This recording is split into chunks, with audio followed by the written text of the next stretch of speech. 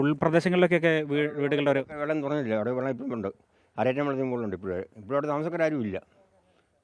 ആളുകളെയൊക്കെ ഇവിടെ ദുരിതാശ്വാസ ക്യാമ്പ് വല്ലതും ഉണ്ടോ? ക്യാമ്പിൽ അവരുടെ വീടുകളിലും ടൗണിലേക്കൊക്കെ ഓരോ സ്ഥലങ്ങൾ ഏൽപ്പിച്ചു. ഇവിടെ വിട്ടിരിക്കുക എല്ലാവരും. ഇവിടെ ഒന്നും ആരും ഇല്ല ഇപ്പം.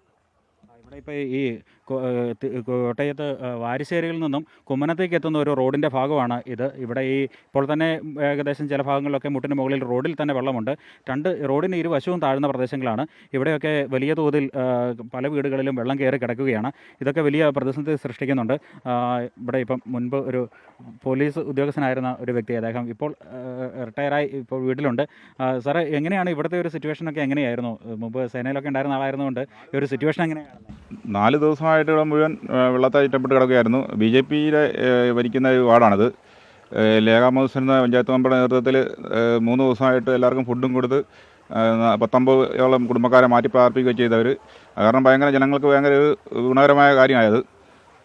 ഇനിയിപ്പം വെള്ളം ഇറങ്ങി തുടങ്ങിയിട്ടുണ്ട്. അന്നേരം സാധാരണ നിലയിലോട്ട് വന്നുകൊണ്ടിരിക്കുകയാണ്. കഴിഞ്ഞ വർഷങ്ങളിലൊക്കെ ഇതേപോലെ വെള്ളപ്പൊക്കം ഉണ്ടായിട്ടുണ്ടോ ഇവിടെ? കഴിഞ്ഞ വർഷത്തെ വെള്ളത്തിനേക്കാളും ഒരടിയുടെ കൂടുതൽ വന്നിട്ടുണ്ട്. അന്നേരം 2018 വെള്ളത്തിനോട് അടുത്ത് വെള്ളം വന്നിട്ടുണ്ട്. തീർച്ചയായും 2018 വെള്ളപ്പൊക്കം, അതാണ് കോട്ടയം ജില്ലയിൽ ഏറ്റവും കൂടുതൽ ഈ അടുത്ത കാലത്തുണ്ടായ വെള്ളപ്പൊക്കം. 2018 പ്രളയ സമയത്ത് തന്നെയാണ്. അപ്പോൾ ഏകദേശം അതിൻ്റെ അടുത്തൊക്കെ ജലനിരപ്പ് ഉയർന്നു വന്നിരുന്നു എന്നാണ് പറയുന്നത്. കുറച്ച് ഉള്ളിലേക്കുള്ള ചേട്ടൻ്റെ വീടിൻ്റെ അവിടെയൊക്കെ എങ്ങനെയാണ് ഇപ്പോഴത്തെ അവസ്ഥ? നമ്മുടെ വീടിൻ്റെ അരയറ്റം വെള്ളമുണ്ട്. വഴി മുറ്റത്ത് പെരക്കാത്ത മുട്ടറ്റം. വീട്ടിലൊക്കെ ആളുണ്ടോ ഇപ്പോൾ? എല്ലാവരും മാറി. എല്ലാവരും ഇപ്പോൾ എവിടേക്കാണ് പോയിരിക്കുന്നത്? വൈഫിൻ്റെ വീട്ടിലേക്ക് പോയിരിക്കുക.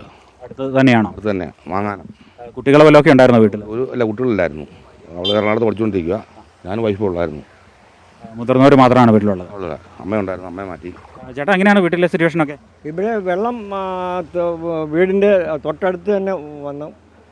ഞങ്ങളൊക്കെ കഴിഞ്ഞ ദിവസങ്ങളിലൊക്കെ ബുദ്ധിമുട്ടായിരുന്നു. ഇപ്പം ഇച്ചിരി മാറ്റം വരുന്നുണ്ട്. സാധന സാമഗ്രികളെല്ലാം പൊക്കി വെച്ചിരിക്കുകയാണ്. നഷ്ടപ്പെട്ടിട്ടില്ല. അതൊന്നും നഷ്ടപ്പെട്ടില്ല.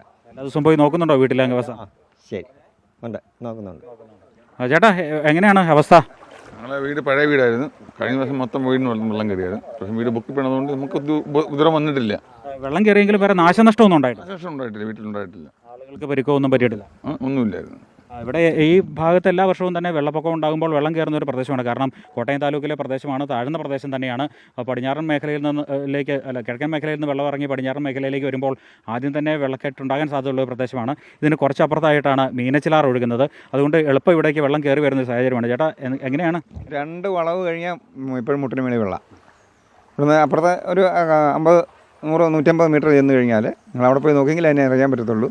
ആ 2 വീടുകൾ ഒഴികെ ബാക്കി മൊത്തം വെള്ളം കയറി കിടക്കുക, എല്ലാ വീട്ടിലും. അത് കാരണം ശരിക്കും പറഞ്ഞാൽ ഈ വഴി പൊങ്ങിയത് ഒരു ഉപകാരമായി. ഇതിനൊക്കെ ഒരു 3 അടിയും കൂടെ വഴി അവിടം തൊട്ട് കല്ലുമട വരെ പൊങ്ങിയെങ്കിൽ മാത്രമേ ഞങ്ങളുടെ ദുരിതങ്ങൾ മാറത്തുള്ളൂ. അതാണ് അതിൻ്റെ സത്യാവസ്ഥ. തീർച്ചയായും കുറച്ചു കാലം മുൻപാണ് ഈ റോഡ് നവീകരിച്ചത്.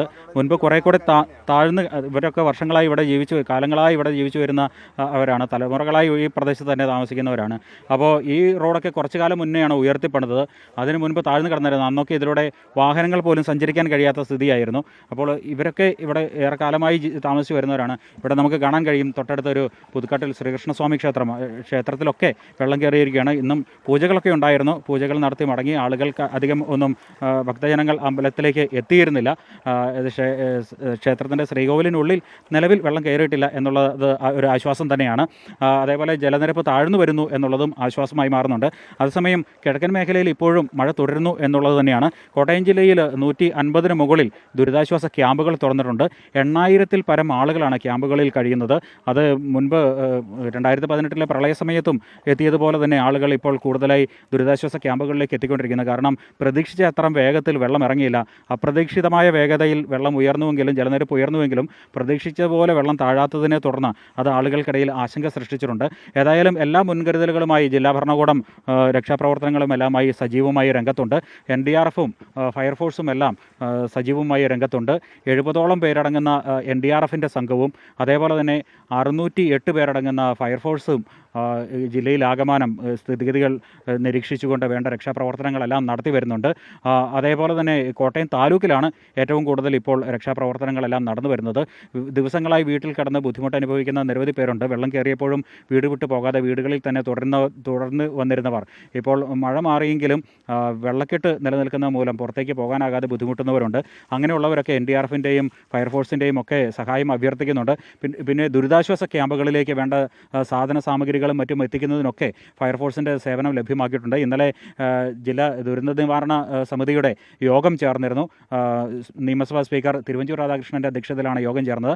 ഈ യോഗം ജില്ലയിലെ മുഴുവൻ കാര്യങ്ങളും ഒന്ന് വിലയിരുത്തി എല്ലായിടത്തും സ്ഥലങ്ങളിലും പരമാവധി സ്ഥലങ്ങളിൽ വൈദ്യുതി ബന്ധം ഇല്ലാത്ത സ്ഥലങ്ങളിൽ പരമാവധി വേഗത്തിൽ വൈദ്യുതി ബന്ധം പുനഃസ്ഥാപിക്കണമെന്ന നിർദ്ദേശം സ്പീക്കർ നൽകിയിരുന്നു. അതേപോലെ തന്നെ ദുരിതാശ്വാസ ക്യാമ്പുകളിലെല്ലാം ഭക്ഷണവും മരുന്നും വെള്ളവും ഉറപ്പാക്കണമെന്നുള്ള നിർദ്ദേശം നൽകിയിരുന്നു. അങ്ങനെ എല്ലാ ക്രമീകരണങ്ങളും നടത്തി വരുന്നുണ്ട്. എന്നാൽ ഇനിയും ജലനിരപ്പ് വരും മണിക്കൂറുകളിൽ കുറയുമെന്നാണ് പ്രതീക്ഷിക്കുന്നത്. കിഴക്കൻ പ്രദേശങ്ങളിൽ മഴ ഇനിയും തുടർന്നാൽ ഒരുപക്ഷെ വീണ്ടും സ്ഥിതി ഗുരുതരമായി മാറാനുള്ള സാധ്യതയുമുണ്ടായി.